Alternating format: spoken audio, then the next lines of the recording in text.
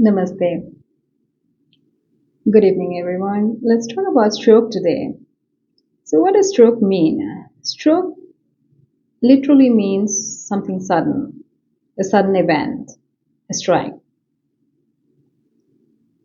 In medicine, when we talk about stroke, it means a sudden vascular event, a sudden vascular catastrophe, which can happen anywhere in our body. Anywhere in our body, if there is a blood vessel which gets clogged, cuts off the circulation, then it's potentially a stroke.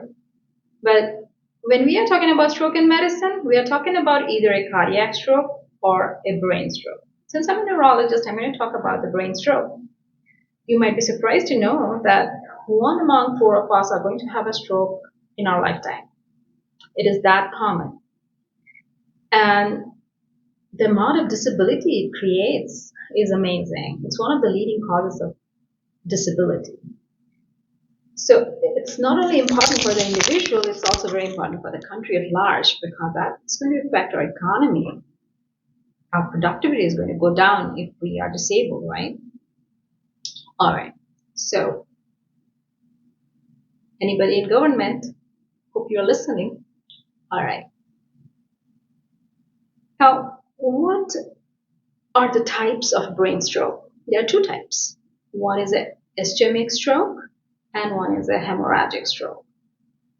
Ischemic stroke again are a couple types. It can be a thrombotic stroke, where the blood vessel gets clogged inside the brain because of atherosclerotic plaques, like the cholesterol plaques that we build up in our vessels, can clog a vessel and cut off the circulation inside the brain and cause the ischemic stroke to happen. Or it can be a clot that migrates from our heart or somewhere in our body, from somewhere in our body, like in our arms or legs. We might have a clot and we have a small hole in the heart. We're born with it most of the times, and then it migrates to the brain and causes a thromboembolic stroke. So both these types, thrombotic and thromboembolic, are ischemic strokes. Now the other type is the hemorrhagic stroke, where the blood vessel can burst open, most likely from high blood pressure, and cause bleeding in that area and stop the circulation to the cells it was ideally supplying, and then the cells die out, and there you go, you have a stroke. So what are the symptoms that tell us that we are having a stroke? No matter if it is ischemic or thrombotic, the stroke symptoms are pretty much similar. It's impossible to tell them apart until we do a CT scan of the brain. So the first thing we need to do after a stroke is a CT scan before we start any kind of treatment, including giving a baby aspirin. So please do not self-treat yourself if you feel like you're having stroke symptoms, because you don't know if it is an ischemic stroke or a hemorrhagic stroke, where aspirin can be lethal. All right. So, what are the stroke symptoms? The stroke symptoms can be many. Any sudden neurological deficit can be a pointer. Like you suddenly cannot see on one side or the other, or the whole vision goes out. You start seeing double. You feel numb on one side of your body or the other, both sides, or weak on one side of the body or other, both sides. Your face go numb or weak on one side. You suddenly cannot hear on one side, you cannot talk right, or you cannot either produce the words, you have trouble finding words, or you cannot understand or comprehend what other people are telling you.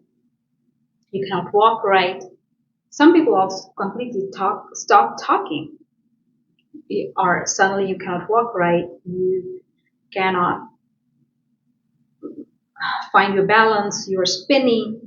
You have the worst headache in your life. Any of these symptoms can potentially be a stroke symptom. So what do you do if you are experiencing a stroke symptom?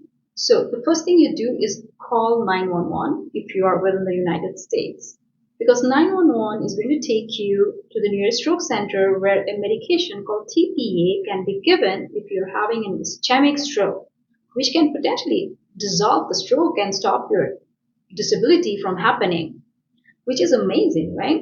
But there is a caveat to it. We cannot give it beyond 4.5 hour window. except for sudden scenarios, like if there is a wake up stroke, post recirculation strokes. There are certain scenarios where the window of opportunity is even longer. So you don't wait at home, even if it's beyond 4.5 hours, you still go to the nearest stroke center. What happens if you're not within USA? If you're not fortunate enough to have this 911, then you need to figure out where is your closest stroke center where this medication can be given.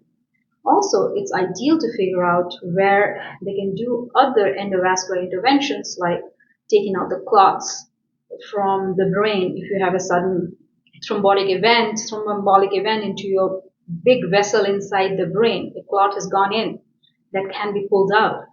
So those can be done only in very select centers. So you want to figure those things out. What if you don't have a stroke action plan? You need to talk to your government because stroke is something that, as I said, affects people significantly and can bring down the GDP of the country. If we have too many stroke patients, it's not good for the government either. All right. So now you know the stroke symptom and what you're going to do if you develop the stroke symptoms.